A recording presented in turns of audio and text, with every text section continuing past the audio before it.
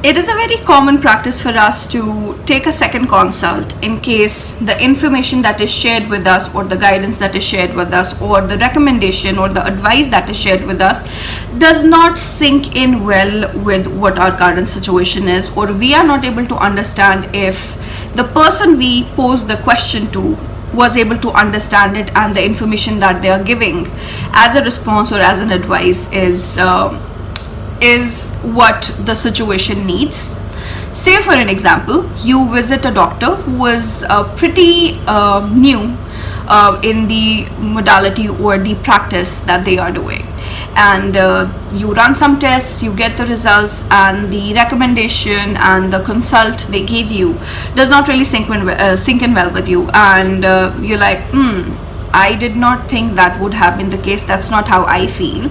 You get a gut feeling. That's not how I feel about it. How about I go to a different doctor who is more experienced in this specific field, and take a second consult to see if this information that was shared by the first doctor matches it or not, or if there's anything additional that needs to be done, or something different that comes as an outcome of that consult. That's very common, right? And this is not a very uncommon situation in the animal communication community as well. I would be completing my 4th year as a certified interspecies communicator in this September of 2026, and I have had multiple opportunities to interact with souls who are living, be it animals, birds, plants, fishes, insects, or even souls that have crossed over and are in spirit right now, and get their messages and give them to the caretakers, to the feeders, to the pet parents. So would it be incorrect if I, as a pet parent, was working with one communicator and I got the information that I had asked for a specific question, and that does not sit well with me, or that is not what my gut feeling had said, and that does not work fine or give me the resolution of the situation that I had taken advice for?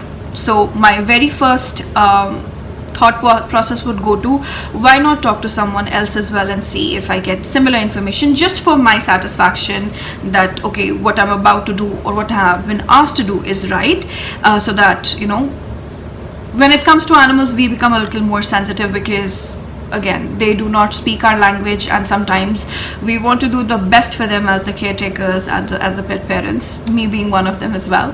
So we resonate, and we kind of step back and we take consult from someone else. Now this other person gives you a completely different set of information on the same situation. Does that mean that the first set of information that you received was incorrect and this one is right, or is this one incorrect or that one is right?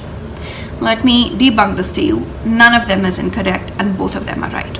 Now, why does this happen that two different animal communicators will give you two different set of information on the same situation sometimes?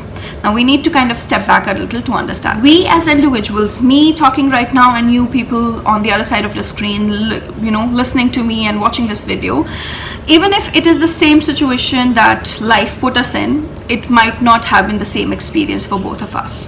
Say for an example, most of the children get bullied at school when we were younger due to one or the other reasons. Now, say for an example, I was bullied in school because of the way I used to tie my hair when I was in kindergarten. I was not a child people would talk to because of how I used to get my hair braided. I had very long hair, and my mother used to make sure that she oils it, she braids my hair, and I used to get mocked at school, and there weren't a lot of children at kindergarten who would talk to me because of my hair smelling of oil and how my hair used to look. So that was a sort of I was getting bullied for it. They would laugh at me, they would call me names behind my back. That is my experience of getting bullied at school, right? And some of you might have been bullied at school as well, or maybe at college as well, and it might have been a different experience. Now, even though it's the same situation, how we perceived it, the circumstances behind it were different.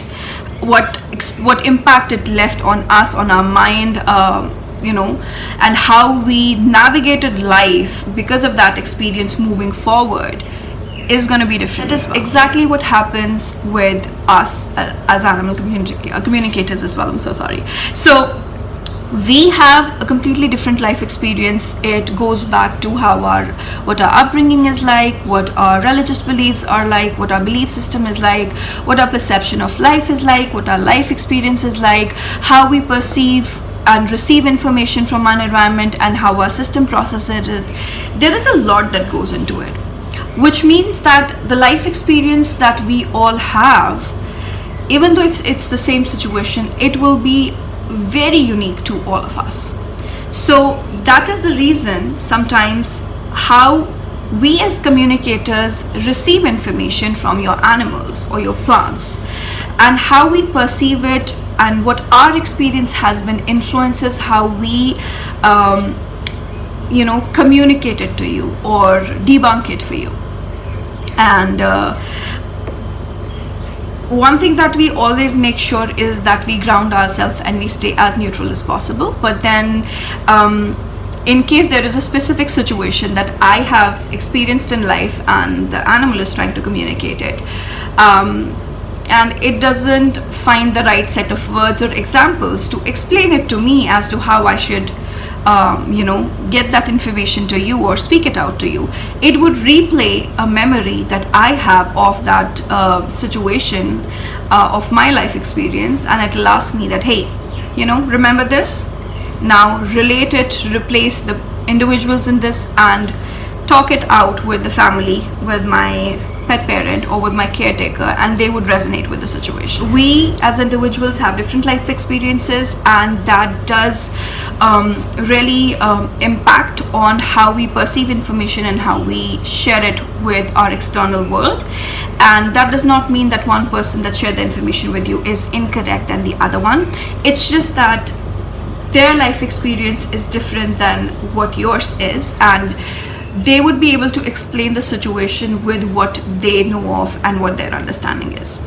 I had a few opportunities to collaborate with communicators where the pet parent was initially working with someone and then the case was referred to me. And sometimes the animals, if they think that the set of information that they have to share is not something that the person who is working with their pet parent right now, the communicator who is working them with right now, they do not have the life experience or they have not experienced it themselves, and it'll be very difficult for them to share this information or comprehend what the message is and share it with the pet parent in a correct way as it has to be communicated, because sometimes information is sensitive as well. So what they would do is they would kind of tell the communicator that I'm going to share this bit of information with you, or this is what I have to share, and then maybe the pet parent finds a new communicator saying that, hey, I got this information so far, but this is not matching with what my question is.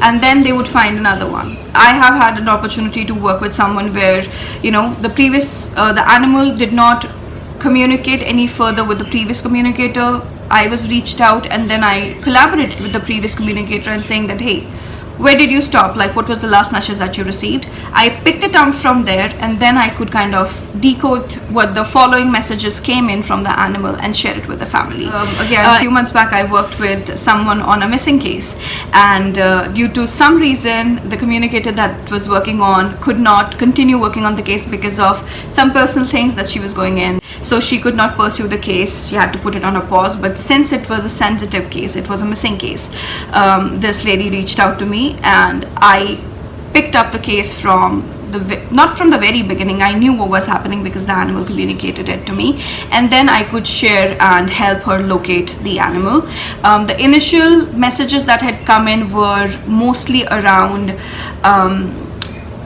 what the animal was feeling, how the pet parent was feeling, what the animal wanted to convey emotionally to the pet parent as to why it left. And then I pick up on missing cases. I track the animal, so I'm a tracker. I track the animal, and that's what I did. I kind of got the information from the animal that it wanted to share with the pet parent about how it was feeling, and that what was the action that this baby wanted his mom to take. And then he helped me through the landmarks of where he was, what he could see around, and the timeline it would come back. And that's exactly how it unfolded, and the baby came back home. Now, one more thing which I would discuss in a next video about missing cases is the expectations of an animal returning or not returning. And that's something we'll touch base in the next video. But for now, this is what I had for you today. No information that you get is the wrong information. It's just that the person who is conveying the message might have a different life experience and explanation of what they feel, what they have understood of the message that your animal has given. All right, so this is for now. Thank you so much for tuning in. I would talk to you soon. Take care. Bye.